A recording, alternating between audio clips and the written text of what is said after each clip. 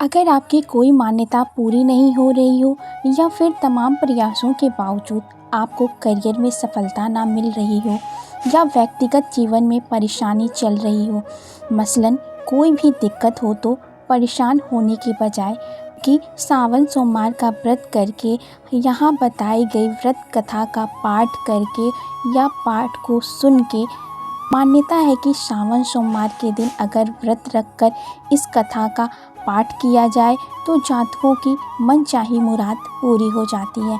तो नमस्कार दोस्तों, स्वागत है आपका हमारे यूट्यूब चैनल इंस्पायरिंग बीट में। आशा करती हूँ आप सब बहुत अच्छे होंगे। आज की इस कथा को आप पूरा सुनिएगा, इसे बीच में आधा अधूरा छोड़ के जाने की गलती बिल्कुल भी मत करिएगा, क्योंकि इस कथा को सुनने मात्र से ही भगवान भोलेनाथ की कृपा होगी और आपकी सारी मनोकामनाएं इस सावन माह में पूर्ण हो जाएंगी। तो चलिए आज की कथा का प्रारंभ करते हैं। एक साहूकार था जो भगवान शिव का अनन्य भक्त था। उसके पास धन्य धान किसी भी चीज़ की कमी नहीं थी, लेकिन उसकी कोई संतान नहीं थी और वह इसी कामना को लेकर रोज़ शिव जी के मंदिर जाकर दीपक जलाता था।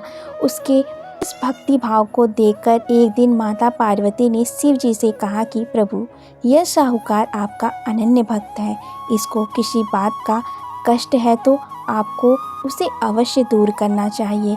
शिव जी बोले कि हे पार्वती, इस साहूकार के पास पुत्र नहीं है, यह इसी से दुखी रहता है। माता पार्वती कहती हैं, हे ईश्वर, कृपा करके इसे पुत्र का वरदान दे दीजिए।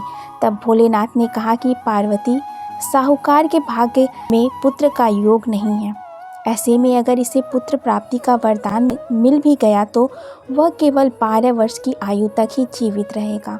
यह सुनने के बाद भी माता पार्वती ने कहा कि हे प्रभु, आपको इस साहूकार को पुत्र का वर देना ही होगा, अन्यथा भक्त क्यों आपकी सेवा पूजा करेंगे। माता के बार बार कहने से भोलेनाथ ने साहूकार को पुत्र का वरदान दिया, लेकिन यह भी कहा कि वह केवल 12 वर्ष तक ही जीवित रहेगा। साहूकार यह सारी बातें सुन रहा था, इसलिए उसे ना तो खुशी हुई और ना ही दुख।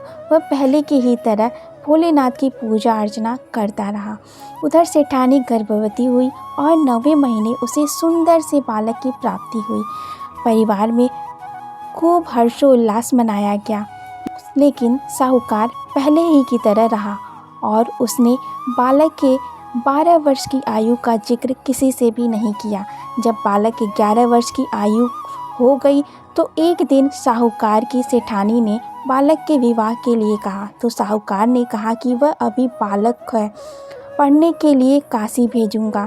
इसके बाद उसने बालक के मामा जी को बुलाया और कहा कि इसे काशी पढ़ने के लिए ले जाओ और रास्ते में जिस भी स्थान पर रुकना वहाँ यज्ञ करते और ब्राह्मणों को भोजन कराते हुए आगे बढ़ना। उन्होंने भी इसी तरह करते हुए जा रहे थे कि रास्ते में एक राजकुमारी का विवाह था। जिससे उसका विवाह होना था वह एक आँख से काना था। तो उसके पिता ने जब अति सुंदर साहूकार के बेटे को देखा तो उसके मन में आया कि क्यों ना इसे ही घोड़ी पर बिठाकर शादी के सारे कार्य संपन्न करा लिए जाएं। तो उन्होंने मामा से बात की और कहा कि इसके बदले में वह अथाह धन देंगे, तो वह भी राजी हो गए। इसके बाद साहूकार का बेटा विवाह की वेदी पर बैठा और जब विवाह कार्य संपन्न हो गए तो जाने से पहले उसने राजकुमारी की चुंदरी के पल्लों पर लिख दिया, तेरा विवाह तो मेरे साथ हुआ है, लेकिन जिस राजकुमार के साथ भेजेंगे वह तो एक आँख का काना है। इसके बाद वह अपने मामा के साथ काशी के लिए चला गया। उधर जब राजकुमारी ने अपनी चुन्नी पर यह लिखा हुआ पाया तो उसने राजकुमार के साथ जाने से मना कर दिया। तो राजा ने भी अपनी पुत्री को बारात के साथ विदा नहीं किया। बारात वापस लौट गई। उधर मामा और भांजे काशी जी पहुंच गए थे। एक दिन जब मामा ने यज्ञ रचा रखा था और भांजा बहुत देर तक बाहर नहीं आया तो मामा ने अंदर जाकर देखा तो भांजे के प्राण निकल चुके थे। वह बहुत परेशान हुआ, लेकिन सोचा कि अभी रोना पीटना मचाया तो ब्राह्मण चले जाएंगे और यज्ञ का कार्य अधूरा रह जाएगा।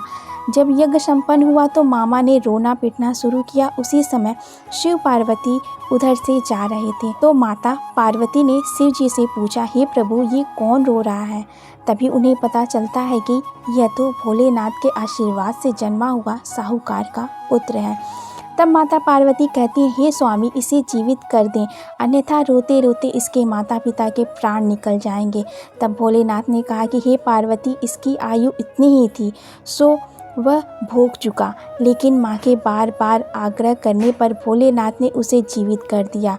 लड़का ओम नमः शिवाय करते हुए जी उठा और मामा भांजी दोनों ने ईश्वर को धन्यवाद दिया और अपनी नगरी की ओर लौटे। रास्ते में वही नगर पड़ा और राजकुमारी ने उन्हें पहचान लिया।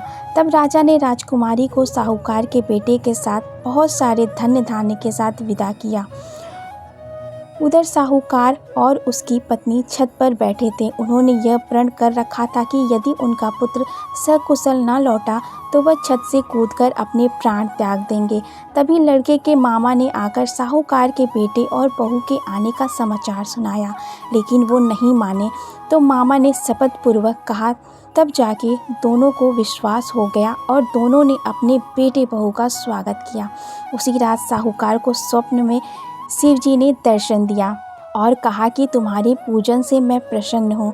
इसी प्रकार जो भी व्यक्ति इस कथा को पढ़ेगा या सुनेगा, उसके समस्त दुख दूर हो जाएंगे और मनोवांछित सभी कामनाओं की पूर्ति होगी। तो इस वीडियो में बस इतना ही। आशा करती हूँ आपको आज की वीडियो अच्छी लगी होगी और जो भी आज की हमारी ये वीडियो सुन रहा है और इस कथा को पूरा सुना है, भगवान भोलेनाथ इस सावन में उनकी सारी मनोकामनाएं ज़रूर से पूर्ण करेंगे। अगर आप हमारे चैनल पर नए आए हैं तो हमारे चैनल को लाइक और सब्सक्राइब ज़रूर से कर दीजिएगा और कमेंट में हर हर महादेव लिखना ना भूलिएगा और साथ में बेल आइकन को भी प्रेस कर लीजिएगा ताकि आपको हमारे वीडियोस के नोटिफिकेशन मिलते रहें। तो फिर मिलते हैं नेक्स्ट वीडियो में, तब तक के लिए अपना ध्यान रखिएगा। हर हर महादेव।